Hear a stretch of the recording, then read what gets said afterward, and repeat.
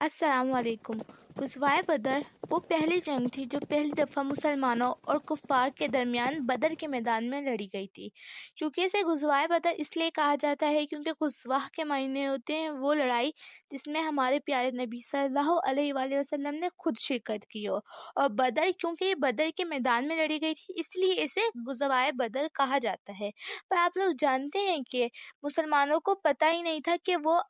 اس وقت غزوہ بدر میں لڑائی لڑنے والے ہیں۔ وہ کیسے، ابھی میں بتاتی چلتی ہوں آپ کو کہ ہم جانتے ہیں جب مسلمان اور ہمارے پیارے نبی صلی اللہ علیہ وسلم مکے سے مدینہ ہجرت کر کے آئے تھے تو اس وقت کفار نے آپ صلی اللہ علیہ وسلم ان کے ماننے والوں کا چین اور سکون سب برباد کر کے رکھا ہوا تھا۔ وہ آپ صلی اللہ علیہ وسلم ان کے ساتھیوں سب کے ساتھ ان کا سارا ساز و سامان لوٹ کے لے جایا کرتے تھے۔ تو اس بات پر ہمارے پیارے نبی صلی اللہ علیہ وسلم کو اللہ تعالیٰ نے اجازت دے دی کہ وہ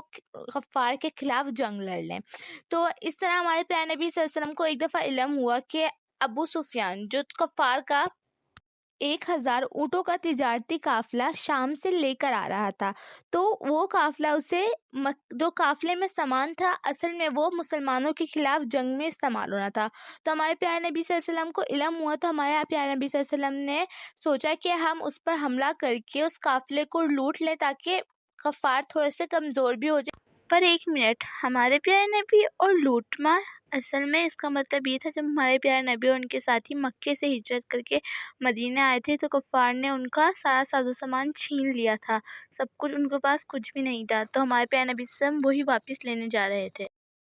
تو سب ہم یہ کہہ سکتے ہیں کہ وہ ہمارے پیارے نبی صلی اللہ علیہ وسلم اس سے واپس ہی لینے جا رہے تھے ان کا سامان۔ تو رستے میں ابو سفیان کو علم ہو گیا کہ ہمارے پیارے نبی صلی اللہ علیہ وسلم ان کے ساتھی طاق میں بیٹھے ہوئے کہ وہ ان پر حملہ کر دیں گے۔ تو اس بات پہ اس نے ابو سفیان نے ڈر کے مکے خط بھجوا دیا کہ آپ ہمارے پاس لشکر لے کے آ جائے کیونکہ حضور صلی اللہ علیہ وسلم ہم پر حملہ کرنے والے ہیں۔ اس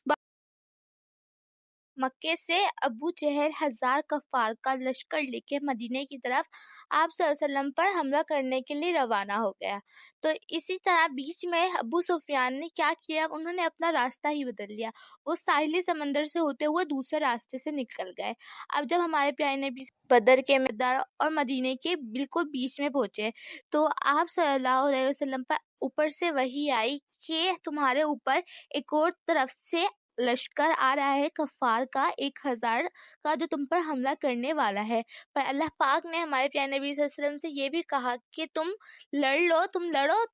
ہم تمہیں کسی بھی ان دونوں میں سے کسی ایک پر، مطلب ایک جو ابو سفیان کا لشکر تھا اور ایک جو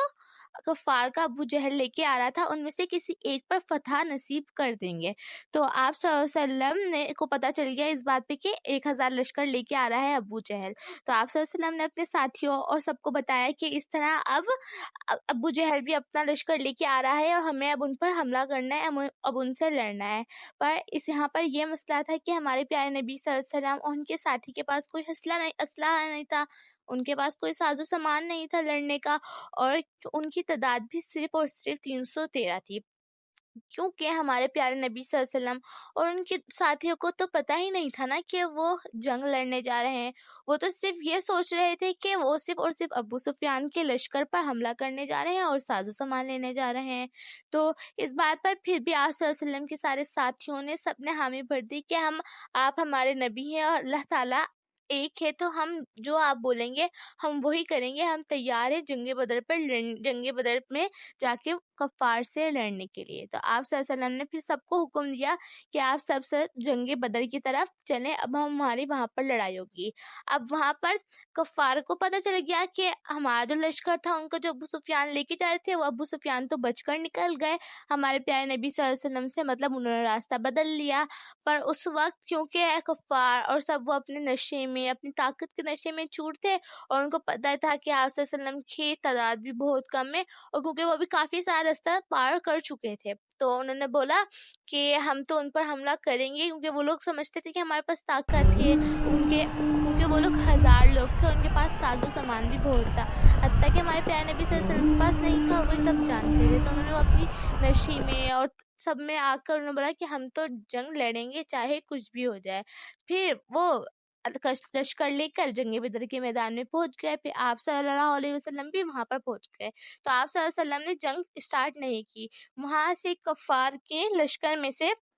एक उतबा अपने भाई शबिया और बेटे वलीद के साथ मैदान में निकला और आप सल्लल्लाहु अलैहि वसल्लम और उनके साथियों को ललकारने लगा और बोलने लगा तो कि ना आओ, कौन है जो हमसे लड़ सकता है। तो आप सल्लल्लाहु अलैहि वसल्लम ने 3 सिपाहियों को आगे किया, पर उसने बोला नहीं, ये इनसे थोड़ी लड़ेंगे, हमें तो अपने मुकाबले के लोग चाहिए। तो इस बात पर आप सल्लल्लाहु अलैहि वसल्लम ने 3 लोग, हज़रत अली रज़ी अल्लाह तआला अन्हा, हज़रत हमज़ा रज़ी अल्लाह तआला अन्हा और हज़रत उबैद हारिस रज़ी अल्लाह तआला अन्हा निकले और उन तीनों काफिरों को कत्ल कर दिया। इसी कफ़ार को बहुत ही बुरी तरह से मुसलमानों की तरफ से शिकस्त हुई। पर इसमें मैंने आपको यह नहीं बताया कि आसमान की तरफ से अल्लाह पाक ने फरिश्ते भेजे थे मुसलमानों के साथ लड़ने के लिए। इसमें मैंने सिर्फ आपको ये बताया कि हमारे प्यारे नबी सल्लल्लाहु अलैहि वसल्लम ने किस तरह वार, मतलब जो वार थी सिर्फ डिफेंस नहीं थी, हमारे प्यारे नबी सल्लल्लाहु अलैहि वसल्लम ने ही शुरू की थी हज़रत अबू सुफियान पे पहली दफ़ा हमला करने का प्लान बनाकर। तो इस तरह